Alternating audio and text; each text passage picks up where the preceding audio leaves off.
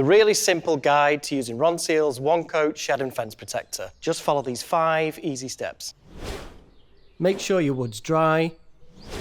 Get rid of dirt and cobwebs and other mucky bits with a stiff brush. Cover up plants and anything else you don't want stained. Charge your brush with plenty of paint. Go with the grain, brushing in any drips. Stand back, admire your work.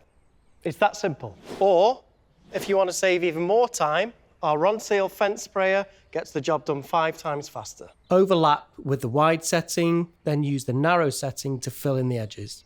Pick up our handy, easy to carry refill pouches, which use 90% less plastic, but give you 5 litres of paint.